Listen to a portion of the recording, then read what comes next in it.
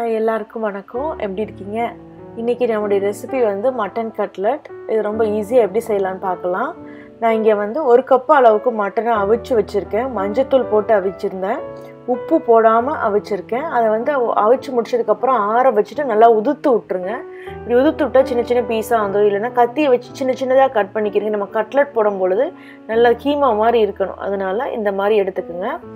அதுக்கப்புறம் ஒரு உருளைக்கிழங்க அவிச்சு மசிச்சு வச்சிருக்கேன். அப்புறம் வெங்காயத்தை பொடிசாக கட் பண்ணி வச்சுருக்கேன். பெரிய வெங்காயம், ரெட் ஆனியனை அது நம்ம எப்படி ஆம்லேட் கட் பண்ணுவோம்ல அது மாதிரி கட் பண்ணிக்கிறங்க. அப்புறம் ஒரு 5 வெள்ளைப்பூடை சின்ன சின்ன வெள்ளைப்பூடை எடுத்து நல்லா இடித்து வச்சுருக்கேன். ஃப்ரெஷ்ஷாக எப்போவுமே கார்லிக்கை தொலி உரித்து இடித்து வச்சுக்கோங்க. கொத்தமல்லி கொஞ்சம் கட் பண்ணி வச்சுருக்கேன். மிளகுத்தூள் 1 டீஸ்பூன் யூஸ் பண்ண போகிறேன். ஜீரகத்தூள் 1 டீஸ்பூன் யூஸ் பண்ண போகிறேன். அப்புறம் உப்பு தேவையான அளவு. ஒரு எக்கு எடுத்திருக்கேன், ரூம் டெம்பரேச்சர் எக்கு. அதுக்கப்புறம் வந்து பிரெட் க்ரம்ஸ் யூஸ் பண்ண போகிறேன். எனக்கு சீசன்டு ஒன்று கிடச்சிருக்கீங்க. உங்களுக்கு பிளெயின் பிரெட் க்ரம்ஸ் இருந்தால் தாராளமாக யூஸ் பண்ணலாம்.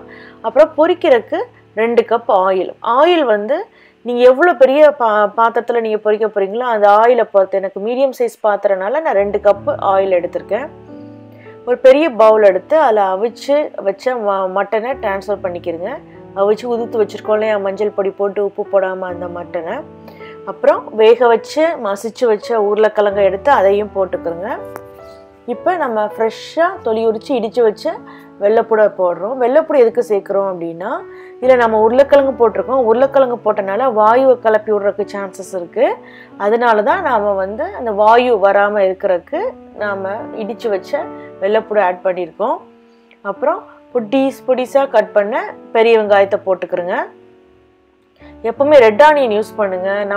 நம்ம சமையலுக்கெலாம் ரெட் ஆனியன் யூஸ் பண்ணால் தான் ரொம்ப டேஸ்ட்டாக இருக்கும், எல்லோ ஆனியன் ஒயிட் ஆனியனை விட. அப்புறம் பொடிசாக கட் பண்ணி வச்சுருக்கேன். மல்லி இலை போட்டிருக்கேன். இப்போ நான் 1 டீஸ்பூன் மிளகுத்தூளும் 1 டீஸ்பூன் ஜீரகத்தூளும் போடுறேன். உங்கள்கிட்ட நீங்கள் புதினா வச்சுருந்தீங்கன்னா அதையும் நல்லா பொடிசாக கட் பண்ணி போடுங்க, ரொம்ப வாசமாக இருக்கும். இதுக்கு தேவையான அளவு உப்பு. நாம் ஏன்னா மட்டனை வேக வைக்கும் போது நம்ம உப்பு ஆட் பண்ணல, அதனால் இப்போ உப்பு ஆட் பண்ணுறோம். நான் கையை ஆல்ரெடி நல்லாவே வாஷ் பண்ணிட்டேன். இப்போ நான் நல்லா பிசைஞ்சு எடுக்கிறேன். கையை வச்சு பிசைங்க, அப்போ தான் நல்லா வரும் ஸ்பூனை வச்சு பிசைகிறத விட. இப்போ பாருங்கள், உருளைக்கிழங்கு போட்டதுனால நம்ம பாலாக பிடிக்கும் பொழுது பாருங்கள் ஒட்டாமல் வருது. உருளைக்கிழங்கு வந்து ஒரு பைண்டிங் ஏஜென்ட்டாக தான் நமக்கு இதில் இருக்குது. உருளைக்கிழங்கு போட்டால் நமக்கு ஷேப்பும் வரும் கட்லெட்டுக்கு. அதுக்காண்டி தான் நாம் வந்து உருளைக்கிழங்கு இதில் போடுறோம். அந்த உருளைக்கிழங்கு உருண்டை பிடிச்சி 2 உள்ளங்கைக்கு இடையில வச்சு நல்லா ப்ரெஸ் பண்ணிங்கன்னா இந்த மாதிரி வந்துடும். ஃபஸ்ட்டு இது என்ன பண்ணணும்னா, முட்டையை நல்லா உடச்சி அதை நல்லா அடித்து வச்சுக்கிறோங்க. அதில் அடித்து வச்ச முட்டையில் வந்து நான் வெள்ளைக்கரு மஞ்சக்கரு 2ஐயும் தான் யூஸ் பண்ணியிருக்கேன். இதில் முதல்ல ஒரு பேட்டி எடுத்து அதில் நல்லா டிப் பண்ணிட்டு எக் வாஷ் கொடுத்துட்டு அதுக்கப்புறம் அதை வந்து பிரெட் க்ரம்ஸில் போட்டு பாருங்கள், இந்த மாதிரி நல்லா மூவ் பண்ணிங்கன்னா அந்த பிரெட் க்ரம்ஸ் எல்லா இடத்துலையும் ஒட்டிடும்.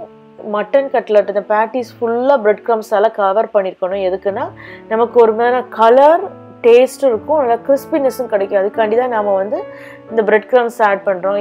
நான் பிரெட் க்ரம்ஸ் இல்லாமல் ஸ்ட்ரைட்டாக பொரிக்கணுமா அப்படின்னு நீங்கள் பண்ணலாம். இது வந்து ஒரு எக்ஸ்ட்ரா டேஸ்ட் கொடுக்கும். இல்லைன்ட்டு பிரெட் க்ரம்ஸ் இல்லை, எக் வாஷ் மட்டும் போட்டு பொரிக்கலான்னா பொரிக்கலாம். நீங்கள் அப்படி எக் வாஷ் மட்டும் போட்டு பொரிச்சிங்கன்னா அந்த நீங்கள் எண்ணெயில் பொரிக்கும் போதே அந்த பபுளாக வரும். அப்புறம் அந்த ஆயில் ஃபுல்லாக அந்த ஸ்ப்ரெட் ஆக சான்சஸ் இருக்குது. அந்த ஆயிலே நுரைச்சிரும். அதனால தான் நம்ம வந்து பிரெட் க்ரம்ஸும் போட்டு நம்ம பொரிச்சு எடுக்க போகிறோம். ஆயில் சூடாகிறான்னு பார்க்குறக்கு ஒரு கட்லெட்டில் ஒரு சின்ன பீஸ் எடுத்து போடுங்க. போட்டு பார்த்தா தெரியும், நல்லா பொரிஞ்சிச்சுன்னா ஆயில் சூடாக இருக்குன்னு அர்த்தம். இந்த மாதிரி கட்லெட்டோ போண்டாவோ இல்லைன்னா வடையோ பண்ணும்பொழுது ஆயில் எப்போவுமே ரொம்ப ஹாட்டாக இருக்கணும். ஏன் இப்படி சொல்கிறேன்னா, நீங்கள் ஹாட் இல்லாமல் மீடியம் ஹாட்டில் நீங்கள் உள்ளே போட்டுட்டிங்கன்னு வச்சுக்கோங்களேன், நீங்கள் அதில் என்னென்ன இன்க்ரீடியன்ட் போட்டிங்களோ எல்லாம் பிரிஞ்சு வந்துடும். நம்ம போட்ட எஃபர்ட் ஃபுல்லாக வேஸ்ட் ஆயிரும். அது மட்டும் இல்லாமல் அந்த எண்ணெயும் சுத்தமாக வேஸ்ட் ஆயிரும். எப்போவுமே இந்த மாதிரி எண்ணெயில் நீங்கள் பொரிக்கிறீங்க அப்படின்னா இந்த எண்ணெயை நீங்கள் 2 தடவை யூஸ் பண்ணலாம். ஆக்சுவலி இப்போ நான் வந்து ஃப்ரெஷ்ஷாக எண்ணெய் ஊற்றி இந்த மட்டனை பொரிச்சு எடுக்கிறேன். இன்னொரு இதுக்கும் நான் இதே எண்ணெயை யூஸ் பண்ணலாம், 2 தடவை யூஸ் பண்ணலாம். அதுக்கு மேலே யூஸ் பண்ணுறது நல்லதும் இல்லை. இது நான் வெஜிடேரியன் போட்டு பொரிக்கிறனால நெக்ஸ்ட் டைமும் நான் வெஜிடேரியனுக்கு தான் இதே ஆயிலை யூஸ் பண்ணணும். வெஜிடேரியனுக்கு யூஸ் பண்ணால் அந்தளவு நல்லா இருக்காது. பாருங்கள், நல்லா கோல்டன் கலர் ஆயிடுச்சா. இதை எடுத்து பேப்பர் டவலில் ட்ரான்ஸ்ஃபர் பண்ணிக்கிறங்க. பேப்பர் டவல் எதுக்கு ட்ரான்ஸ்ஃபர் பண்ணிக்கிறோன்னா அதில் இருக்க எக்ஸஸ் ஆயிலை ஃபுல்லாக உறிஞ்சி எடுத்துரும். அதுக்காண்டி தான் நம்ம பேப்பர் டவல் யூஸ் பண்ணுறோம். இதே மாதிரி மிச்சம் இருக்க எல்லா பேட்டிஸையும் பொரிச்சு எடுத்துருங்க.